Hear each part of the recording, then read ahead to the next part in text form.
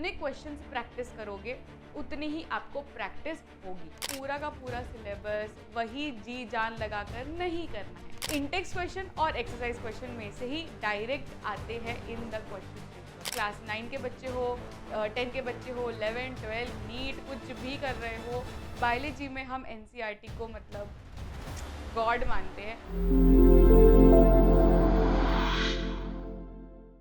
Hello बच्चों, कैसे आप सभी? दिस इज अक्रुषि मैम एंड स्वागत करते हो सभी का rank plus 9th and 11th channel पे।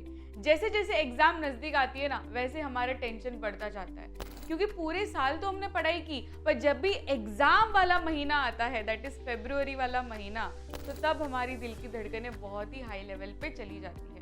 और एग्जाम का टेंशन क्यों होता है? बिकॉज इतनी सारी चीजें करनी होती है, इतना ज्यादा सिलेबस है अपना, एक सब्जेक्ट तो है नहीं, है ना? ऐसा तो है नहीं कि खाली साइंस पढ़ना है, हमें मैथ्स भी पढ़ना है, हमें SST भी पढ़ना है, हमें इंग्लिश भी पढ़ना है, बहुत सारे सब्जेक्ट्स है यार। साइंस में ही फिजिक्स, केमिस्ट्री, बायो, ये अलग अलग चीजें, तो इतनी सारी चीजें हमें करनी है, तो टाइम नहीं दे पा रहे, राइट? टाइम दे भी दिया तो वो सारी चीज़ें पढ़ने के बाद हम भूल जा रहे, right? We are not able to recollect what we already read. तो ये सब जो तकलीफें हो रही है ना आपको, इसलिए मैं आज के वीडियो में आपकी सारी तकलीफ दूर करने आई हूँ। ये जो सिलेबस है अपना, उसको हम कम से कम टाइम देकर अच्छी तरीके से कैसे कंप्लीट करें, फास्टेस्ट वे में कैसे कंप्लीट करें। तो वीडियो को एंड तक देखना। वीडियो के एंड में ना आपके लिए मैंने कुछ टिप्स एंड ट्रिक्स भी रखी है, मतलब क्योंकि मैं साइंस एजुकेटर हूँ तो मुझे पता है कि फिजिक्स, केमिस्ट्री एंड बायोलॉजी का एकदम सबसे अच्छा तरीका, सबसे अच्छा अप्रोच क्या रहना चाहिए आपका, वो भी लास्ट मोमेंट में, ठीक है? अभी जो ना आपका पढ़ने का तरीका, जो आपने पूरे साल पढ़ा, वो तरीका नहीं चलेगा, ठीक है? बहुत सारे बोलेंगे कि जो तूने पूरे साल फॉलो किया, जैसे पढ़ रहा था वैसे ही टाइम टेबल में पढ़, इसमें क्या डिफरेंस करना है? डिफरेंस करना होगा आपको, आपका पढ़ने का तरीका, आपका अप्रोच थोड़ा बदलना होगा। और कैसे हम बदलेंगे, कुछ पॉइंटर्स मैंने आप लोगों के लिए निकाले हैं, जिसके मदद से आप अपना पढ़ने का तरीका ये वाले मंथ में, ठीक है, दैट इज फरवरी वाले मंथ में, आपको कैसे पढ़ना चाहिए, आपको कैसे अप्रोच करना चाहिए, वो सारी चीज़ें हैं। सबसे पहले तो आपको अपना daily time table and daily targets set करने हैं। देखो होता क्या है ना, हम लोग सुबह उठते ही डायरेक्टली ऐसा बुक खोल लेते हैं और फिर हम तब सोचते हैं कि आज क्या पढ़ा जाए, है ना? ऐसे पेजेस घुमाएंगे और फिर देखेंगे, अरे यार आज ये पढ़ने का मन नहीं कर रहा, दूसरा कोई चैप्टर पढ़ते हैं। तो ये चीज़ हमें नहीं करनी है। हमें एक दिन पहले ही, ठीक है, रात को एक दिन पहले ही हमें एक पेज पे सारी चीज़ें लिखते जानी है कि इतने बजे से इतने बजे तक मैं ये टाइम स्लॉट में ये चीज़ पढ़ूंगा, ये सब्जेक्ट पढ़ूंगा, ये टॉपिक पढ़ूंगा, और with the time slot as well. मतलब टाइम स्लॉट देना है, टाइम ब्लॉकिंग मेथड से पढ़ना है कि ये टाइम में कुछ भी हो जाए, कोई भी चीज़ आ जाए, कोई भी काम आ जाए, मेरा दोस्त फ़ोन करे, मेरे पेरेंट्स बोले ये काम करके आ, वो काम करके आ, या मेरे कोई पर्सनल डिस्ट्रैक्शन हो, मैं किसी को भी आने नहीं दूंगा बीच में, because it is my study slot. मतलब दूसरा कोई कुछ सूझना ही नहीं चाहिए, कुछ सोचना ही नहीं चाहिए, खाली और खाली वही टाइम फ्रेम में हमें वही चीज़ करनी है। That should be our priority. तो डेली टास्क होना चाहिए, ठीक है, कि ये चीज़ आज करनी है, इतने टाइम पे करनी है, इतना लिमिटेड पीरियड में ही मुझे ख़त्म करनी है, ठीक है? That is our to do list. तो इसको अगर आप फॉलो करोगे तो आई डोंट थिंक कि आपको जो टाइम मैनेजमेंट वाला डिफिकल्टी होता है वो डिफिकल्टी आएगी, ठीक है? नेक्स्ट इज 80-20 रूल फॉलो करना है। देखो बेटा, हमने पूरे साल पूरा सिलेबस किया, ठीक है, वो सब सिलेबस किया, दैट इज एकदम करेक्ट, ठीक है, ये एकदम ही करेक्ट चीज़ आपने की। पर अभी का जो लास्ट महीना है, जब आपका एग्जाम आने वाला है, तब हमें पूरा का पूरा सिलेबस वही जी जान लगाकर नहीं करना है। ये आपको कोई नहीं बताएगा, ठीक है? सब क्या बोलेंगे कि सब चीज़ पढ़नी है, you can't skip anything. Yes, you can't skip anything, पर आपको क्या करना है? आपको स्मार्ट वर्क करना है, आपको हार्ड वर्क नहीं करना, आपको अभी करना है, ये महीने में करना है smart work. And that is how you do it by 80-20 rule. 80-20 rule ये कहता है कि पूरा जो सिलेबस होता है ना, 100% में से जो 20% ऑफ द सिलेबस होता है, वो वैसा सिलेबस होता है, वो वैसे टॉपिक्स होते हैं उसमें जो कि क्वेश्चन पेपर में बार बार रिपीट होते हैं।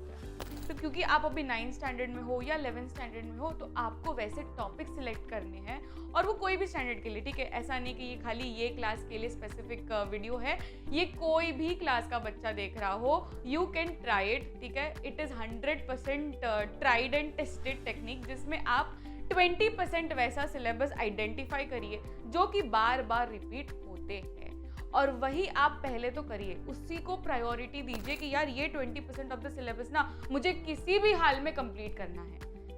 तो जब भी आप डेली टारगेट्स सेट कर रहे हो तो स्टार्टिंग में ही आप वही टारगेट्स रखो, that is 20% of your syllabus. यही 20% ऑफ द सिलेबस आप सबसे पहले कंप्लीट करोगे। आप सबसे स्टार्टिंग के डेज में जो आपने टाइम टेबल बनाया है वो स्टार्टिंग के डेज में ही आप उसको निपटा दोगे, उसके बाद में जो दूसरे बच्चे कुछ टॉपिक्स है उसको आप करोगे, ठीक है। तो that is 80-20 rule. Next is in text and exercise questions को हमें इंपॉर्टेंस देना है, उसी को हमें प्रायोरिटी देनी है।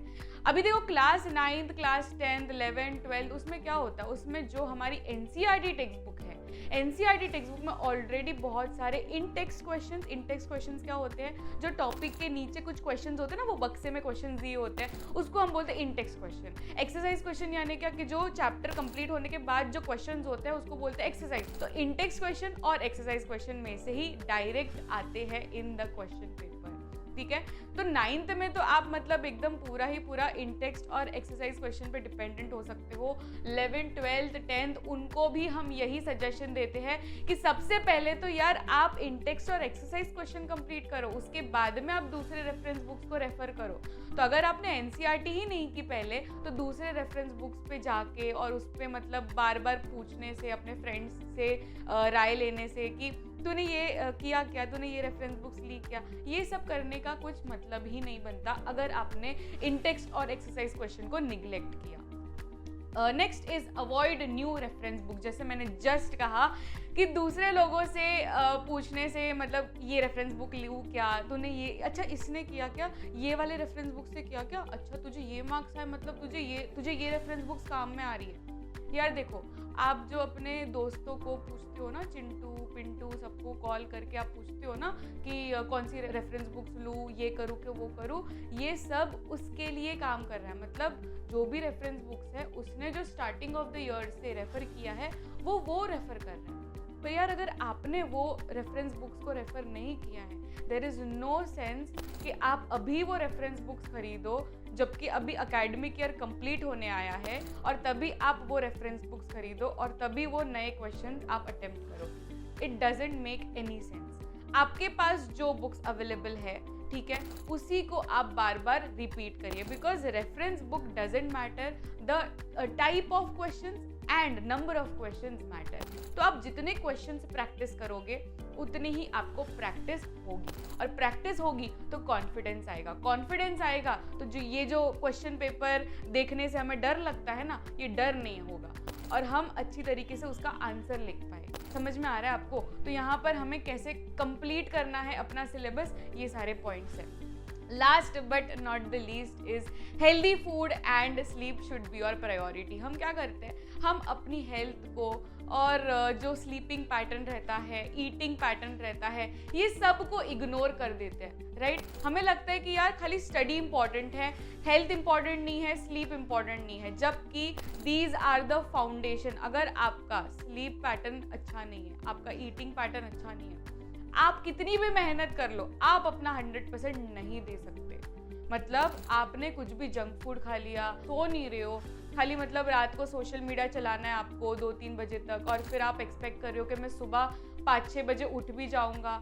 उठ लोगे, पर उतना कंसंट्रेशन नहीं होगा यहाँ पे कि आप वो कंसंट्रेशन और वो अटेंशन से आप पढ़ पाओ, तो आप अपना 100% नहीं दे पाओगे। आप कर लोगे वो काम, ठीक है, नो डाउट आप वो काम कर लोगे, आप बैठ लोगे, आप 10 घंटा पढ़ भी लोगे, पर यार वो इनपुट अंदर नहीं जाएगा, वो चीज़ अंदर नहीं जाएगी। खाली आप पढ़ रहे हो पर वो चीज़ अंदर नहीं जा रही है। सो ये सब अंदर जाने के लिए ना अपना जो मशीन है, ये क्या है, ये बॉडी मशीन है, ये मशीन को अच्छा फ्यूल देना पड़ेगा, that is good food and good sleep, ठीक है।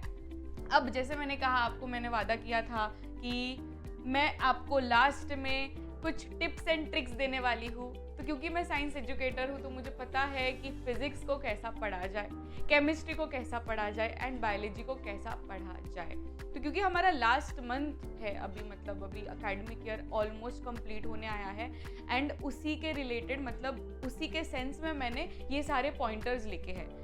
ये सारे pointers starting of the academic year and last जो अभी चल रहा है उसमें डिपेंड करेगा कि आप कब वीडियो देख रहे हो। मतलब क्योंकि अभी मैंने last month of the academic year के लिए बनाया है तो मैंने उसके अकॉर्डिंग ये सारी चीज़ें लिखी है, ठीक है। ऐसा मैंने जनरलाइज नहीं बनाया है। तो सबसे पहली चीज़ फिजिक्स की बात करें, अब चल रहा है अपना आखिरी मंथ, राइट। उसमें अगर आपने एकदम 10-10 12-12 घंटे के वीडियो देखे वो भी एक चैप्टर का, तो कोई सेंस नहीं बनता। तो क्योंकि आपने पूरे साल ऑलरेडी पढ़ लिया है, वो सारे चैप्टर्स आपके ऑलरेडी हो चुके हैं, राइट। ऐसा तो नहीं है कि पहली बार आप देख रहे हो वो सिलेबस, ऐसा तो नहीं है। आपने पूरे साल वही चीज़ बार बार पढ़ ली है। तो अभी खाली हमारा रिविजन बचता है और रिविजन के लिए आप करोगे रेफर वन शॉट, ठीक है। ये मैंने कॉमन चीज़ लिखी है for physics, chemistry and biology. आप सिर्फ और सिर्फ वन शॉट को ही रेफर करोगे एंड जिसमें ना इंपॉर्टेंट क्वेश्चंस करवा रहे हो वैसे वाले सेशंस को ज़्यादा आप इंपॉर्टेंस दोगे, बिकॉज जैसे मैंने कहा कि जितने आप क्वेश्चंस प्रैक्टिस करोगे, ठीक है, उतनी आपकी मतलब जो स्किल्स होती है, जो कॉन्फिडेंस होता है वो बढ़ता जाएगा, आपकी स्पीड बढ़ेगी।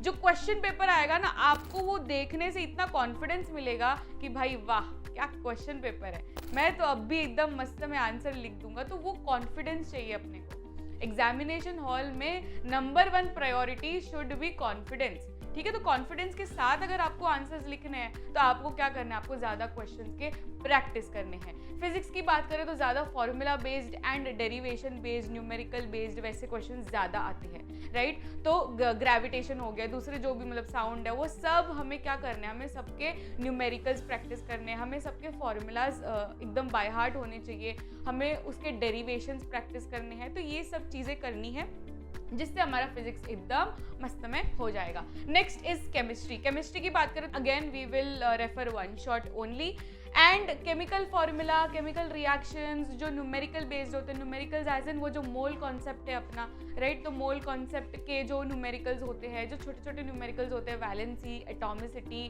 तो ये सब चीज़ हमें पता होनी चाहिए। केमिकल रिएक्शन, केमिकल फॉर्मूला में हम अक्सर उसमें कर लेते हैं कुछ भी, मतलब थोड़ी छोटी छोटी सिली मिस्टेक्स हो जाती है, तो वो सारी सिली मिस्टेक्स नहीं होनी चाहिए, ठीक है। तो ये हमें ज़्यादा प्रैक्टिस करनी है when it comes to chemistry. And last is laws and theories, हमें अच्छे से करके जाने हैं क्योंकि लॉज एंड थियोरीज पे क्वेश्चन आता है। लॉज एंड थियोरी आपके स्ट्रक्चर ऑफ एटम वाले चैप्टर में है, राइट। तो जैसे कि रुदरफोर्ड ने ये एक्सपेरिमेंट किया तो उसका लॉज क्या है, उसका थियोरीज क्या है, उसके पोस्टुलेट्स क्या है, तो वैसे सारे साइंटिस्ट के पोस्टुलेट्स क्या है, थियोरीज क्या है, हाइपोथेसिस क्या है, ये सब आता है केमिस्ट्री में। तो ये सब चीज़ हमें करके जानी है। नेक्स्ट इज बायोलॉजी की बात करें तो थोड़ा सा लेंदी सिलेबस होता है बायोलॉजी का as compared to physics and chemistry.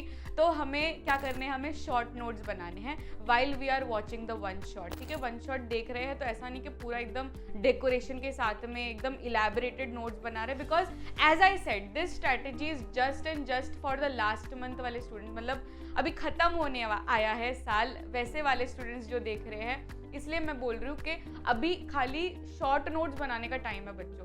अभी पूरा एकदम 10-12 पेजेस के नोट्स बनाने के मतलब कुछ मतलब नहीं बनता, राइट। तो शॉर्ट नोट्स बनाने हैं। नेक्स्ट इज एनसीईआरटी करना है हमें। NCERT plays a very important role when it comes to biology. आप क्लास 9 के बच्चे हो, 10 के बच्चे हो, 11, 12, नीट कुछ भी कर रहे हो, बायोलॉजी में हम एनसीईआरटी को मतलब गॉड मानते हैं, because NCERT is literally God. अगर आपने एनसीईआरटी नहीं की है तो आपको अभी भी एनसीईआरटी कर लेनी चाहिए। And last but not least is diagrams करने हैं, because we don't practice diagrams और फिर वो आ जाते हैं अपने क्वेश्चन पेपर में and then we are like अरे बाप रे भूल गई, इतना सारा सब था पढ़ने के लिए तो डायग्राम प्रैक्टिस करना तो भूल ही गई। तो ये हमें करना है, इसलिए मैंने यहाँ पे स्पेसिफाई किया है कि हमें डायग्राम्स करने ही करने हैं, ठीक है। तो बस ये सारी चीज़ें करो। आई विल मेक श्योर, मुझे गारंटी है कि आप लोग एकदम जल्दी से जल्दी सिलेबस कंप्लीट कर लोगे, वो भी एकदम इफेक्टिव वे में, बिकॉज ये सारी टेक्निक से आपको तो मतलब अभी पता चल ही गया होगा कि अप्रोच क्या रहना चाहिए, बिकॉज अभी अप्रोच हमें सही करने का टाइम है, ठीक है। तो that was it for this video. I hope you found it valuable. तो मिलते हैं नेक्स्ट वीडियो में। Till then take care, bye.